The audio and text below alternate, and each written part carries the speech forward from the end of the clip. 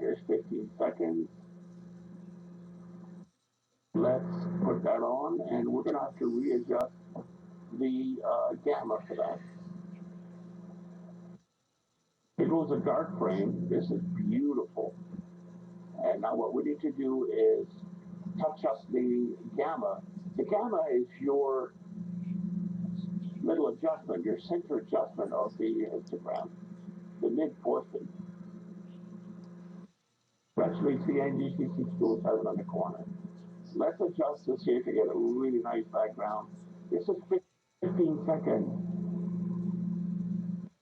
Nope, there's no angle on this timing. You gotta go like really long exposure. This is a perfectly pitch dark sensor. If you push the gain like I have it now at 20, you're obviously going to get a little bit of angle. You got to be careful of that.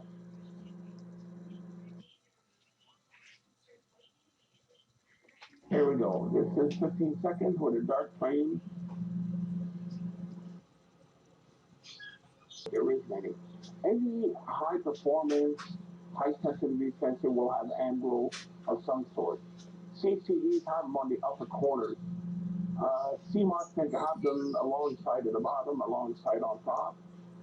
And this is normal because of the placement of not component, but circuitry on the same wafer where the pixels are on the CMOS, because everything's built in inside of the CMOS. The 80 conversion, the converter, this sensor, you have the choice to run a separate 80 converter outboard, or you can run the one that's built in. I choose to use the one that's built in because of the signal to noise ratio is so much higher. So right now we got no off pixels whatsoever. This is a perfect image. Uh, and we still see NGC 627 at the bottom.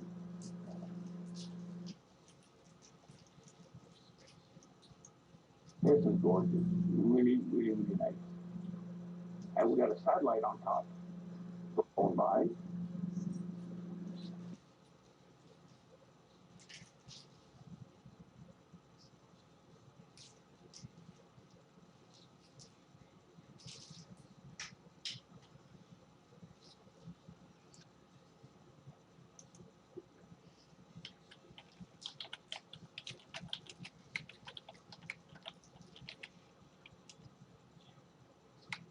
Ooh, I've got an object we could all look at. Just a sec, I just got an idea. Let me take off the dark field correction here for a moment, and we're going to have to readjust and lower this uh, gamma, otherwise the image is going to get really ugly. What we're going to do is go to another target, and I have been wanting to see for some time, and you usually use a refractor for that, because it's fairly big. I'm going to bring the camera down to 2-second exposure, simply so I could see where the object is or centered on the chip on the sensor.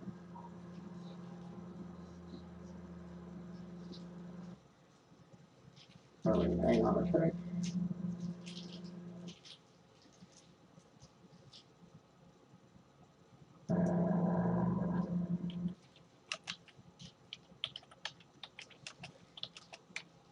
Whenever you get a break, in no hurry. All right, that's good. This is 2-second exposure, by the way. To who? Let me get up and Okay. see the dome and telescope on another target.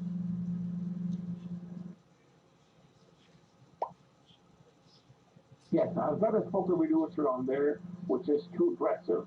I need to remove spacers.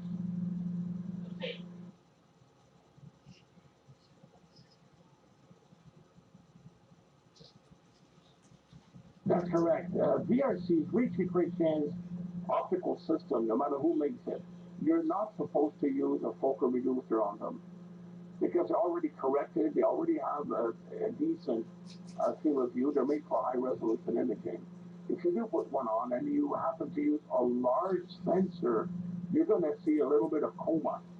and the upper corners, lower corners of the image. And this is caused by the focal reducer not being corrected for an RC. You cannot have that. You can only use a very mild focal reducer, like a 0.75. You get away with it, and that's about it. But I'm using the focal reducer from the universe, the MallinCam universe. Okay, give me a sec, folks. We're going to move target. I'm dying to see if this object's going to fit on the chip or not. Would not have any coma at all. We wouldn't see that at all. I just got it set a little bit too aggressive. And the reason I did that is very simple. Last night I did the broadcast with a 16-inch. With the 16-inch, I had the exact same configuration. And I didn't want to change a thing. I would just grab the camera with all the spacers, the focal reducer from the universe, and I applied it and installed it directly into the 8-inch without doing anything else. And obviously, because it's a reach hit criteria optics, we are going to get coma because reach hit criteria optics are not made to have any focal reducers if you're going to use that with a large chip, with a large sensor. If you use a smaller sensor, you'll get away with it.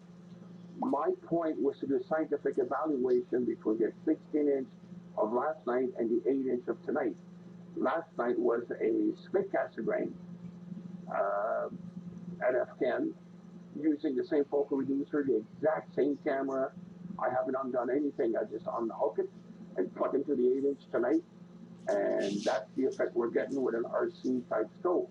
Obviously, uh, the focal reduction is too aggressive. So there's a 5 millimeter spacer and a 10 millimeter spacer on that. I should take both of them off. And if I would do that, I know for a fact we would get no coma whatsoever on an RC optical system. But for me, I need to, I'm basically doing the experiment in front of everybody. Whatever it's successful or it's screwed up or it's a failure, it don't matter. It really not important at all. What's important is to see the effect between a 16-inch and an 8-inch. Two different optical systems. One of them has a corrector plate, which is a spin caster grain on a 16-inch, and an Altaz mode. This one is on an EQ mount. There's no corrector plate, but however, it is an RC scope. Reach criteria are corrected on the actual mirror, and this is what we pay for pretty well when we get an RC scope. It's best to use those at f8 because they're designed to be operated at f8 with a flat field and pinpoint stars right across. But again, the comparison that I need to do for my scientific value is to compare the 16-inch effect with the same arrangement, same camera, same focal reducer, same spacer, versus the VRC8, which I've done anything to it. I basically just put the camera in it, grab it from the 8-inch and put it in, and off we go. And this is what I've been trying to do. So yes, we're going to see some coma right now because of that, and that's fine. As long as it's not spread all over the place, we're fine. It just shows you that because it's a much larger sensor, we need to remove some spacers for RC type scopes. And besides, I'm observing M11, not the coma. Although it is noticeable and it's at the four corners. Oddly enough, it's at the four corners pretty well, where you're going to get some vignetting, I guess. In this case, it's not vignetting, it's basically um, coma that we're having. So what I'm doing tonight, I'm not hiding anything. I haven't done this before. This is the first time I do it with the 8-inch in front of everybody. As I said, whatever is successful or not, I don't give a shit. I really don't. My point is to get tests done, coma or not, aperture size of various size, the 16-inch versus the 8-inch, and performance-wise, and especially what I'm looking for is the amount of exposure. I'm using exactly the same amount of exposure that I use on the 16-inch, and results are identical, whatever it's a 16-inch or an 8-inch, and that doing this in front of everybody. Whatever it's a failure or success, it's irrelevant. I don't hide anything on anybody. When I do a test, I do a test, and I'm more than willing to share that with everybody. Whatever it's a failure, and God knows it has happened. There's failures, computer crashes, software crashes, wires unplugging, you name it. The laptop exploding. This is typical for me. So I'm more than willing to share all my experiments that I do without hiding anything to anyone. And this is how I am, and this is how I do my tests, openly and publicly, and like an open book. So what you see is what you see is what I see at the same time, and that's the fun part of it, of experimenting like this. Either you're going to get some success, and sometimes you won't. And if you don't, let's find out why. Let's work at why things don't work the way it was supposed to be. And obviously, we certainly have really good results here tonight. Very happy with those results.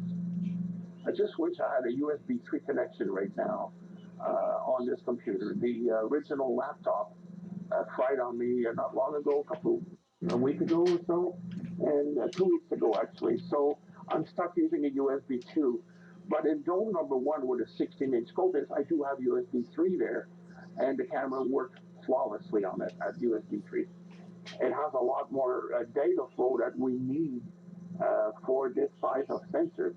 This is a big sensor. It's a huge detector in there, and we need to get the data flowing. But M11 never looked so good. This is very impressive.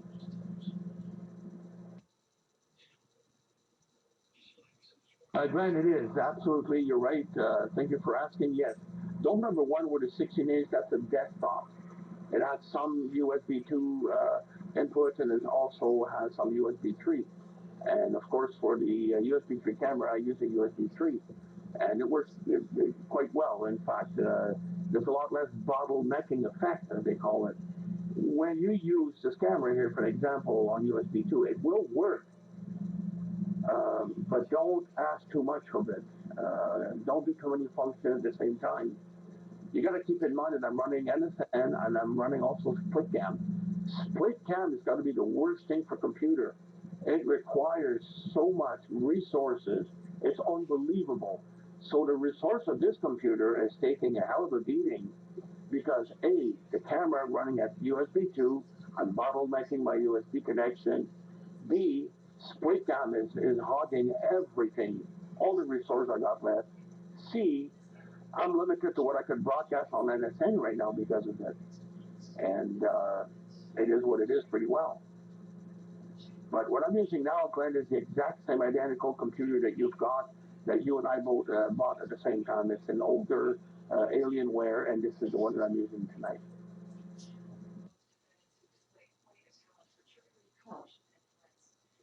I'm going to stop the exposure for a moment, and I would like to switch over to another target uh, to see if this is visible still or not. I'm not sure if it is.